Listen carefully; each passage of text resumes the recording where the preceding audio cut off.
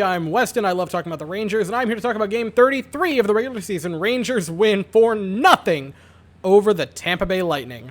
Oh boy, what a game this was. So the bit of house cleaning that's required going into this game is a positive, a very positive, and a very negative. Entering the game, Artemi Panarin enters COVID protocol.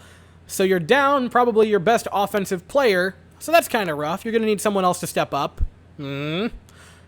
But the positive is, hey, Nemeth is being scratched for Zach Jones. So he makes his season debut on a pair with Niles Lundqvist. And they looked pretty solid. They looked like a couple of very, very young players, but they looked good. I was happy with that pairing. But let's talk about the game. So, first period, the Rangers follow it up, right? The Friday game, the New Year's Eve game. We play what might be the worst first period of hockey we have ever played this season. It was, oh boy, it was not what you're looking for in a first period. And we follow it up with one of the best first periods we've played this season in the first period of this game. Starts out, Rangers, looking pretty good. They're doing well, and eventually Rangers get a power play. On said power play, we're passing it around. Strome takes a shot on goal. It's stopped and blocked away. Kreider takes it, passes it along the boards. Fox steps up, he grabs it, moves back, passes it over to Mika Zibanejad. He steps into the face-off circle. And holy snipe, Batman, Mika Zibanejad scores on the power play, 1-0 Rangers, and that was a beaut by Mika Zibanejad. 1-0 Rangers. A little bit later on, the Rangers, on a 4-on-3 power play, score once more. And this one was eerily similar if you look at certain things about it. Again, a goal by Mika. Face-off in our offensive zone. We win it. We get it. Kreider gives it to Adam Fox. Fox passes it over to Mika Zibanejad. He steps up into the face-off circle and tries to pass cross ice, but a beautiful tip-in by former Rangers captain Ryan McDonough. Wait a minute. Ryan, you're on the Lightning now. I know you like Madison Square Garden and the Rangers, and you probably feel very passionate towards your roots, but you're on the Lightning now. Thank you for tipping it in. Great to see you score, but little unorthodox. I mean, hey, you know, Barclay Goodrow scored twice in his return to Tampa, so McDonough scored in his return to the Rangers. Just for the Rangers. I also would like to say it is a beautiful play and pass by Mika Zibanejad. If McDonough doesn't stop it, it's going in anyway. Kreider is right there to just yeet the bad boy in.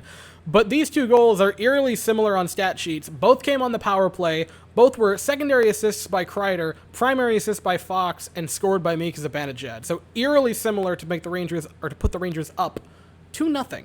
And we weren't done in the first period. The next goal, not too long after, still in the first period, Barclay Goodrow breaks up a pass. He carries into the offensive zone, passes it centered for Ryan Strome. He waltzes on in, a beautiful shot.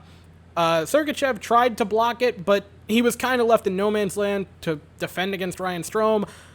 Just snipes it past him and Vasilevsky, and the Rangers take a 3-0 lead in the first period. And now, as impressive of a first period as it was, you know, for the Rangers to score 3 goals against a very good goaltender in Andrei Vasilevsky, man, Shesterkin was also a bit of the star of the show. 18 for 18 in the first period alone. Shesterkin was incredible today. I mean, and after this, we started to do better on shots. I thought we were much better with, you know, shots against in the second period, lowering it down to 11 shots against. But still, Shesterkin had a massive workload all day and was absolutely fantastic. Honestly, the money puck and shots on goal, pretty slated towards the Lightning, but the Rangers kept on trucking. A very good first period, offensively and goaltending-wise. Defensively, maybe not so much. But with a 3-goal lead, you'll happily take it against a team as good as the Lightning. The fourth and final goal of the game for the New York Rangers came late in the second period. Mika Zibanejad with a very nice defensive play to break up a pass. A beautiful read by Mika Zibanejad there, by the way. Kreider just puts it down on the ice. He, calms the puck down. A beautiful pass over to Mika Zibanejad. He tips it in for a hat-trick goal for Mika Zibanejad. 4-0 Rangers. And that was pretty much it. The third period became much more defensive-minded for both teams. The Rangers got 2 shots off in the third period, which is pretty terrible, but only 9 for the Lightning. The third period was certainly a defensive period through and through. And, all right, big story, obviously. Mika Zibanejad, hat trick, 3 goals. That is 4 of the last 5 games he has scored goals in, and the game he didn't was against the Lightning, but he did score the beauty in the shootout to win us the game. So even when he didn't score a goal, he still won us the game in a way. Mika's been hot recently, and after this, Man, I think he might be back. Can we say he's back?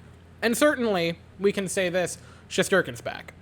38 of 38 tonight. Igor Shesterkin had the best game of his career to this point. No question, the best game of his career. I want to say over 3 goals stopped above expected according to Money Puck. He was absolutely ridiculous. 18 saves on 18 shots in the first period alone. Are you kidding me?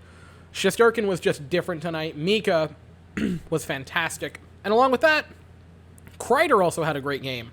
3 assists. All right, flip the script. Mika's back to the goal scorer, and Kreider's back to the assist getter. Now, although he was never really an assist getter, but he had a nice game. Barclay Goodrow, a beautiful assist on the goal by Strome. Strome, obviously, that was a pretty nice goal. An unsung hero for the game, I'm going to say, is actually Alexis Lafreniere. He had quite a few really nice plays because he was forced, with Panarin being out, to play 17 minutes. And I thought he played really, really well. Laffy had a couple of blocked shots. He had a couple of takeaways. He was a +1, which I know plus-minus is not the best statistic. But he also had a couple of shots on goal. I thought Laffy was great. And I thought he was pretty underappreciated in said game. I'm hoping we can see more from him in the next few games, being on that second line. Right now, going into tonight's game against the Oilers, which I'm recording this literally as pregame is on, excuse me. The top line is obviously going to be Zibby, Kreider, and Kakko, but then the second line is looking like it's going to be Gaudreau, Strome, and Laffy, and I like that a lot, and hopefully when Panarin gets back, I liked Gaudreau being with Panarin and Strome anyway, so if we keep it like that, that's totally cool.